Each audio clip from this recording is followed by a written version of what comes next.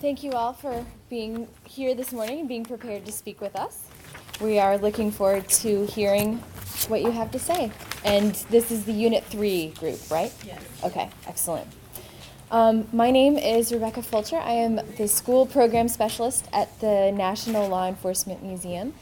And we'll let the rest of my fellow judges introduce themselves. We'll ask you all to introduce yourselves and then we'll get started. So, go ahead. My name is Anna Driggers. I'm a student here at Georgetown Law. My name is Dan Rowe, and I work for the Georgetown Law Street Law Clinic. Go ahead. We're Unit 3, and start off, I'm Willie Newsom.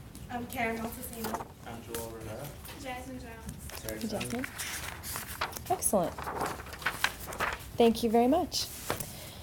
All right, your question to begin with will be, a scholar contends that the framers, like Goldilocks in the children's story Goldilocks and the Three Bears, wanted executive power that was neither too strong nor too weak, but just right. Evaluate President Lincoln's use of executive power during the Civil War. Was it too strong, too weak, or just right, given the critical times? In our opinion, President Lincoln's use of executive power was just right. When President Lincoln first took office in 1861, South Carolina had already separated from the Union along with 10 other states and had met in Montgomery, Alabama to form their own capital of the Confederate States of America. The crisis not only involved the South seceding, but conflict even ended up reaching the North. In 1863, riots broke out in New York City where African Americans were not only being harassed but mutilated and even lynched. President Lincoln was faced with the difficult choices of abiding by the procedures of the Constitution or preserving the Union. Given the critical times, he could not do both. To prevent sabotage, President Lincoln imprisoned an estimated 15,000 people without trial, suspending their right to the writ of habeas corpus. Although Amendment 6 said that you're entitled to a fair trial with the jury, Lincoln sent civilians to military courts where they were denied that right. Not only that, but Lincoln also funded and expanded the military, which is a power that Congress only has. Some would also consider the Emancipation Proclamation, in which he ordered Southern states to free their slaves, as an unconstitutional act. Even Lincoln stated in his first inaugural address that the president does not have the power to end slavery. However, we believe Lincoln's use of power was just right, considering the crisis he was responding to, because he had to prioritize preserving the Union. In order to do this, he had to go against the procedures of the Constitution. According to Lincoln, the Union is much older than the Constitution. The Constitution was created after the Union in order to make that Union more perfect.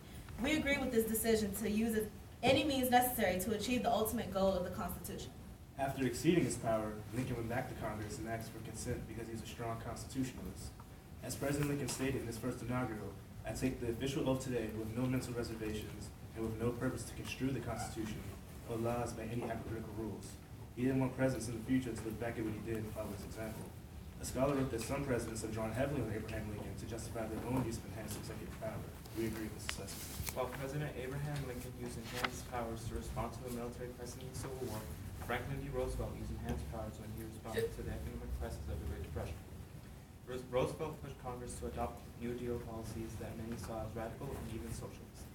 However, Walter Lippmann, a prominent journalist, stated that a mild case of dictatorship would help us in the world spots ahead.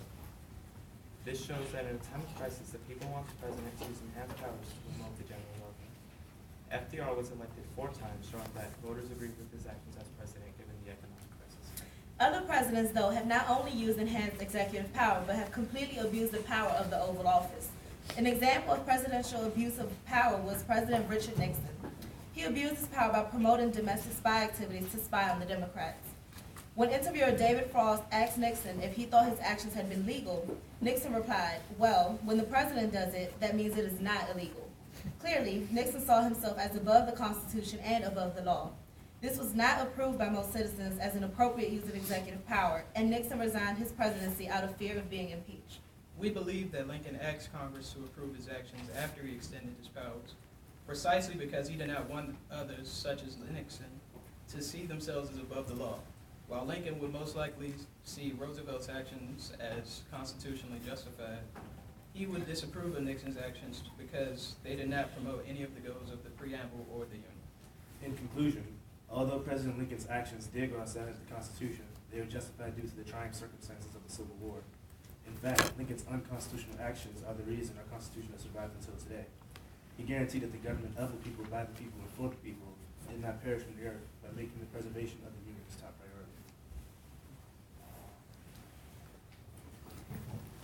priority. Okay, to begin with our questions, which of Lincoln's actions were authorized by the Constitution and which were not?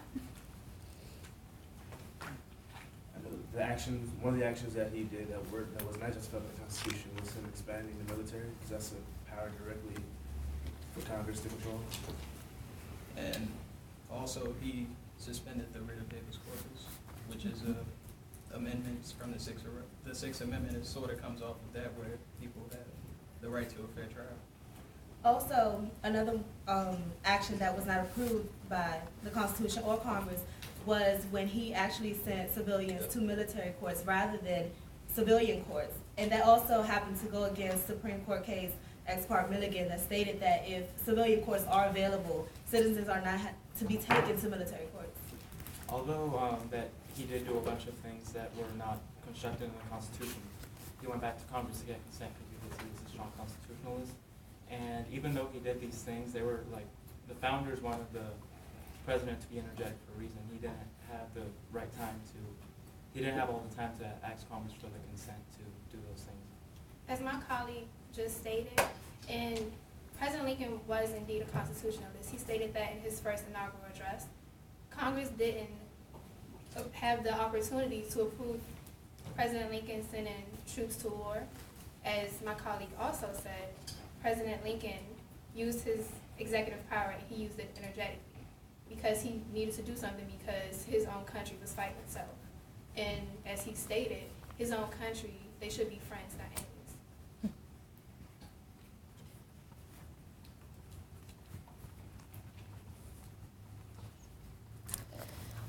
Our next question for you is, are civil liberties a necessary casualty of war, and why or why not?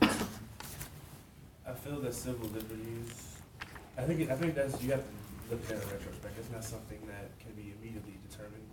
Because given the crisis, it could, like with 9/11, how they cracked down on how much they can spy on us, like going through our emails and monitoring cell phone calls. When that was happening, everybody's like, it's a national crisis. We have to crack down on terrorism and get them anywhere we can. So I feel like, and then it was justified to invade civil liberties and taken out all the time. I would agree with Tarek, my colleague, because it's true, if it's not taken into retrospect, we can't really justify it then and there. Some things may seem like right to do at the moment, but then when you think about it years later, it seems as though it's an issue. For example, when Bush first decided to send troops over to Iraq and Afghanistan, it seemed as though he was doing something that was right because we were all in belief that they had weapons of mass destruction. But now when we look at it, in this time, years later, it seems as though his decision was bad, was a wrong decision that he should have never made in the first place. I think it's the president's ultimate goals that should be taken into consideration. Like with Lincoln, he didn't want the Union to separate, and with FDR, he was looking out for the people, like during the Great Depression. But for Nixon, he was only looking out for himself. Unanimously, I think we all agree that the end is justified the means to answer your question.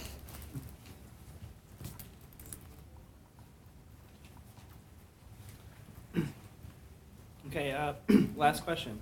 What responsibilities, if any, do Congress, the courts, and citizens have for seeing that presidential powers in wartime do not exceed constitutional limits? Well, in the time of, when they created the president, they wanted him to be energetic so that if a crisis came, he would have the power to act quickly and get things done. The power that the people have in respect to the president is the people that elect the president. I think that that's how they play their role in how much power the president gets. They actually choose who has the power. In respect to Congress, it's their job to check what the president does. So it's either what they allow or what they do not allow the president to do. I feel that legally, it's Congress's job to check the president. But I feel like Congress has a battle between doing what their job is and pleasing the people. For instance, when Bush initially started the attack on Iraq, the Congress had the power to bring the troops back after 60 days, but so many Americans are in support of the attack in the first place. You know, the Twin Towers were taken down, and they wanted to vent out their anger. That if Congress did call them back, they'd be going against what the people wanted. I feel like Congress does, the responsibility is to check the president because of the checks and balance system. But sometimes the characteristics of the Congress, which is deliberative, and the president, which is supposed to be energetic, clash. Like, the president doesn't always have time to go to Congress and ask for consent because, like in times before, he needs to act quickly. And with Congress, with what they stated, in a time of crisis, it might be either they just agree with what the president says, like how Lincoln did with suspending the right of habeas corpus and arresting people from the state of Maryland, where it's either they say, okay, you can't do this, or we just fall as a country as a whole. So we either trust the president and give him the blame, or we trust him and give him credit where it's due. I would agree with my colleague that Congress may not necessarily always agree with the president's actions. For example, we use FDR as an example.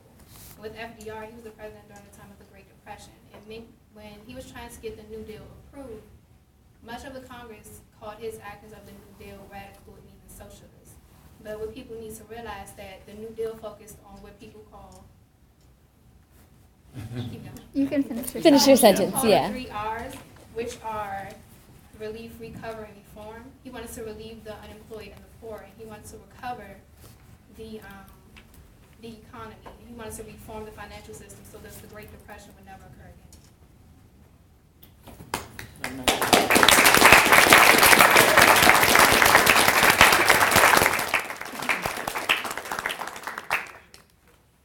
All right, now just a few minutes for feedback, and I'll let my fellow judges begin. Okay, I'll just start with your prepared statement, which I thought was excellent.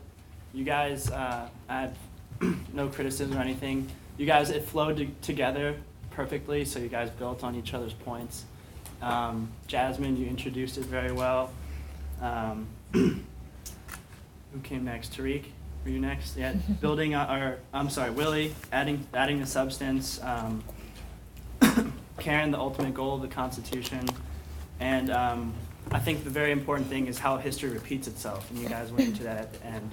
And that's always a very important lesson to keep in mind. So very good job. Yeah, I thought you were all very well organized, and you all spoke clearly and with confidence and did a really good job. I like that you included the relevant history and then went on to some present-day examples of where we see these issues come up. And you also did a good job really covering all the information in the questions, including the subparts of the questions, which were really pretty tricky. On the follow-up questions, I thought you all did a good job of all participating. A lot of you had really great examples of present-day examples of the questions we were asking, like, let's see.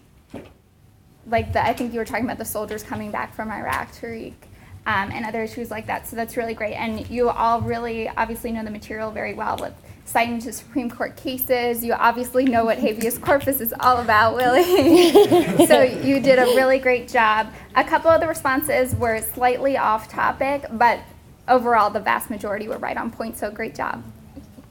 I don't know that I have much more to add other than I really enjoyed your comfort with the topic, that it was obvious that you had done research beyond just, you know, the two possible questions that you might have gotten, so that you were able to speak with sophistication about the follow-up questions that we asked. So congratulations to you all for all of your hard work to really prepare well for this hearing. So thank you very much. Thank you.